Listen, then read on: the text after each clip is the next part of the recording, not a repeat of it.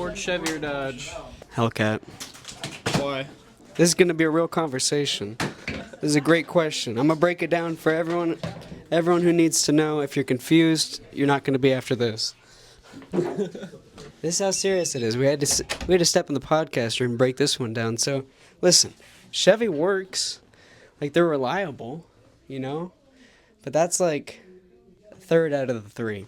Nothing Chevy beats Dodge in speed. And nothing Chevy beats Ford in handling. So, you're the worst out of the three. Ford, gulp, they're all right. You know, the Ford Mustang's got a beautiful design, pretty much its entire life. Really beautiful, really characteristic, you know, sharp, kind of boxy sometimes, but just beautiful.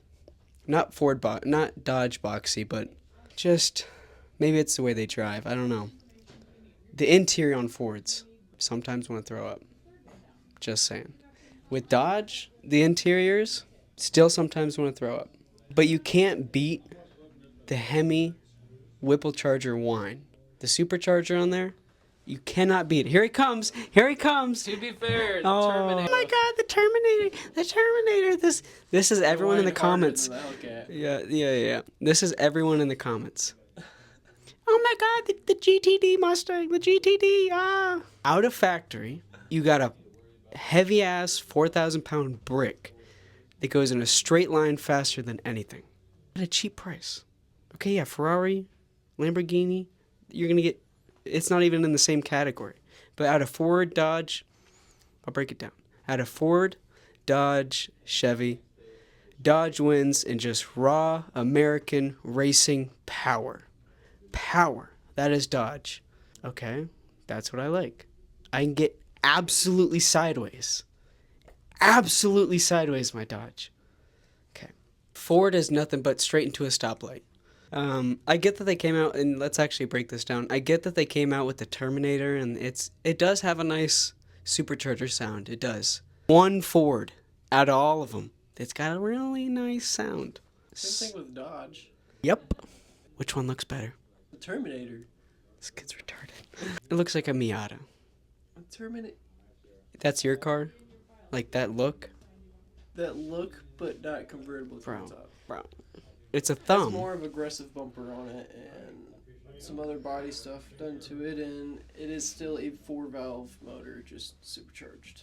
You lost me on that one. I just cared less and less as you got further and further from Dodge. So, I get they have the supercharger, and it's probably a pretty good design, and you know, it's a race car. It is. It's a fast car. It's a cool amateur car. It's just not Dodge. It's just not. And from the second Dodge came out, not so much now. We're getting into EVs. Things are getting PG. They've won. They've just dominated power all day long. I get it. There's the one-offs. The one-time Mustang beat them, and the one-time Chevy made Copo Mustang, bro. Bro, out of factory, what is a better experience than getting a wide-body Hellcat Charger or... I'm going to cut that part. Or Challenger. He's not. Copo Mustang. It's a Copo Camaro. Thank you. Yeah. Just leave it. That was real. Copo Camaro. Even worse. What other car can you fit a whole family in and get retarded in, bro? 4-door Charger, black, wide body, beautiful. Let's just beautiful, right? Mustang's got a beautiful body too. It does, especially the newer ones and the older ones.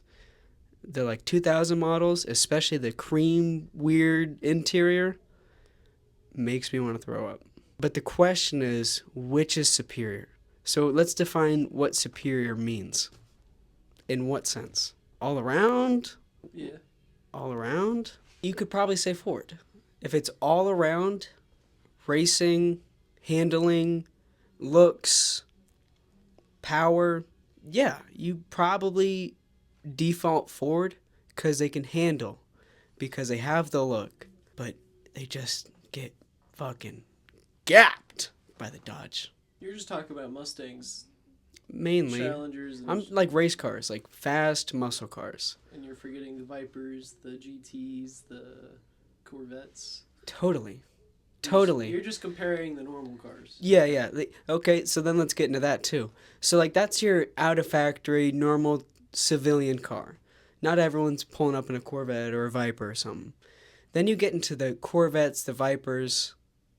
What was the Ford one? GT. GT40 or GT500? Just GT. It used to be called the GT40, but they just switched it to GT. But you know what car I'm talking about. Yeah.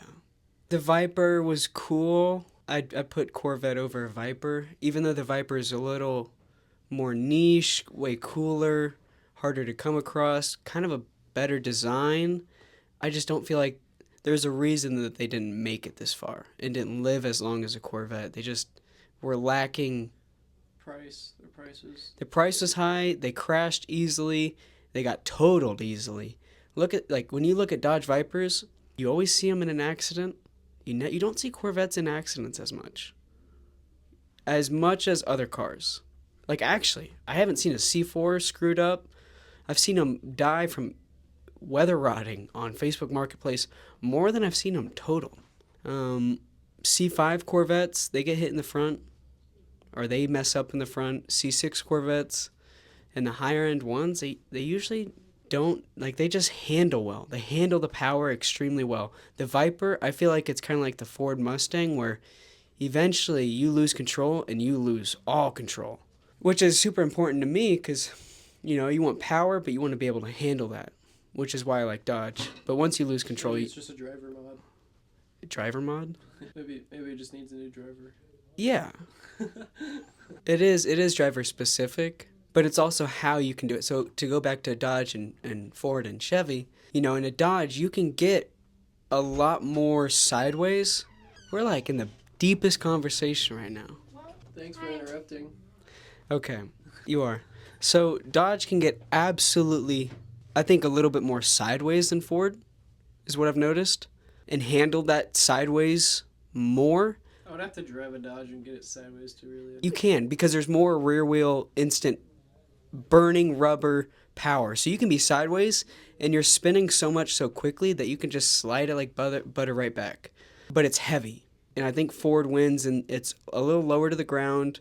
It's not as heavy. Yeah, it's not rear end. What I'm talking about is when you're driving a Dodge, you feel the ass just pulling you. You are the ass. That is your control, right? So wherever that ass is, that's where you are. And I get Fords like that, but it's like boat. You can feel, you crank this way, step on it, do your little thing, you're sideways. While you're still counter steering, you're still going the other way, which is normal, but Ford will counter steer a little quicker than Dodge, and Dodge is loose steering sometimes, where it's nah, I didn't feel like it. It just takes a second, kind of like a 68 Camaro. There's a lot of play in the wheel. Not that there is with newer Dodges, but that's kind of the Mopar feeling, is less control and more hold on for dear life, and I like that. That's probably my answer for why I like Dodge. Back into the more supercars, or the higher end cars out of those manufacturers, I'd say, and I'm curious, let's have a conversation with this one. Corvette over a Dodge Viper? How many Dodge Vipers are there? How many years of Viper are there? Started back in the late 90s and ended in 2016 or 2017. They got, 20 years of Viper. They got 80 years of Corvette, 60 years, 70? I don't remember. I think it started back in the 50s. So yeah, 75 years of Corvette that's now leaning more towards hypercar, lower tier Lamborghini. Cheaper version of it. Yeah. And so they made, I respect the Corvette team because they made something that it's American. And it's made for Americans in the sense that it's affordable by Americans. American. Ford? I haven't even gotten a Ford. Maybe the GT500s, but a GT, any Ford GT, like your GT, that's... Not that GT. What are we talking? Hypercar GT. Not hypercar, but supercar GT. Like the GT40? Yeah, that look? the newer ones. I didn't even know they're still making them. That's how irrelevant Ford is. What? He had a hard blink on that comment. Yeah. He's actually speechless. Yeah. He's discovering himself for the first time after that comment. Gulp. Swallow the pride.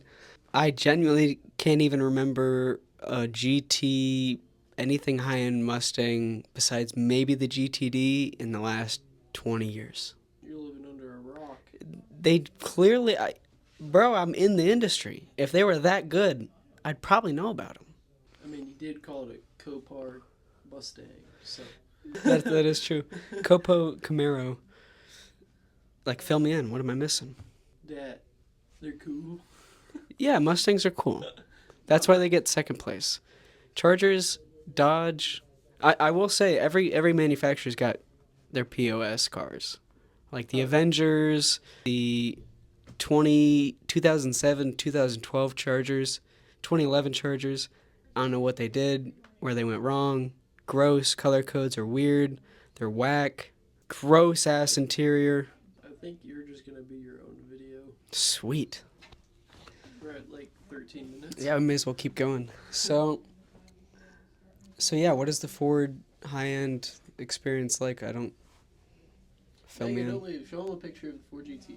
Like a brand new Ford GT. A Ford GT. Yeah. Yeah. If you wouldn't mind.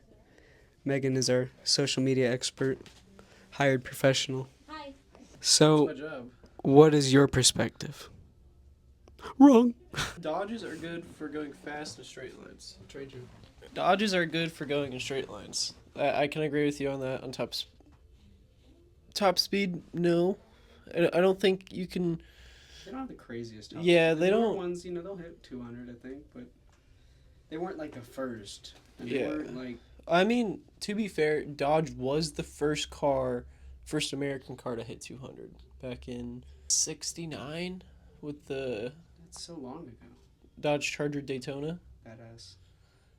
They hit 200 in fourth gear when Bugatti Veyrons back in the early 2000s were hitting 200 in seventh gear. So they're doing pretty good. I will admit that. But why Ford?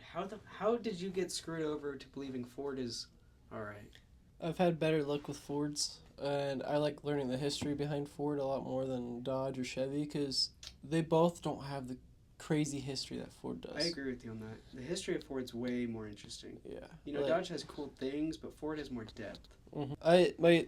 It's weird because my grandpa was a Chevy guy, and now I'm a Ford guy. It's weird how I went from that, but What about Ford to Chevy? Because, I mean, I can see why Dodge for you isn't really like a thing. it's He's never experienced it. not really. I've experienced Chevy more, but it wasn't a great experience considering the car was like $1,000 out of junkyard. What was it, the Camaro? Yeah, third gen Camaro was 87, 305 Camaro. It was Slowest, worst one. yeah, but I kind of enjoyed working on it, but not really. Is how they placed their shit was fucking awful. I didn't like it. Ford, a lot of their parts are easy access. I can get wear it. just really easy access to get to, like distributors in the front of the motor and stuff like that. But I've had better experiences with Ford, and it's as biased can be, but I fell in love with my car. I have a '07 GT, and that thing loves redline, and I know my car inside. They do have a high red line. That's cool. I know my car inside and out, so handling it is pretty damn easy. But You're so limited, though. I know.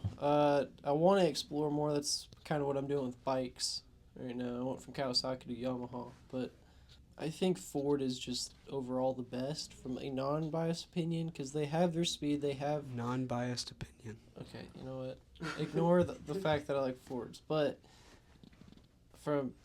they have a good speed. They have a good history. They have good power. They're Fair affordable. motors, Yeah. Dodge is good at going straight. Fast, straight Yeah. line. Yeah. That's all But I need. Ford's gonna get them around the corners. Not how I drive. Chevy's gonna get them around the corner. This is the difference. You'll be in a straight line. All right, I gotta cook. Okay. This is why Dodge is better. We'll be on a track, and you'll be hugging a turn, all tires on the road, and I'll be freaking sideways, sending smoke everywhere, going around your ass, and you're just, and I'm like, it's totally different. You ready? Yeah. Our podcast? Yep, Muscle Car Concepts. On what? YouTube, Instagram, Facebook. Twitter, everything. Everything. That was an organic shout out. Muscle Car Concepts on everything. Don't forget it. So yeah, that's the difference. Like, I'll be roasting tires sideways, bro. And you're like, oh, I'm a few inches ahead. I'm sideways and keeping up with you. Sideways. That's Dodge. Have you seen any Dodges on Formula Drift that get #1 constantly? The fun of getting sideways and almost keeping up with someone with full traction is way more fun than first place. But Ford Mustang does best almost every time in Formula One. Probably.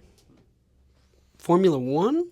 Formula Drift, sorry. Okay. I was like, Did fuck- yeah, you probably would do better if you even built a drifting Mustang, because they can handle more and kick out a little later.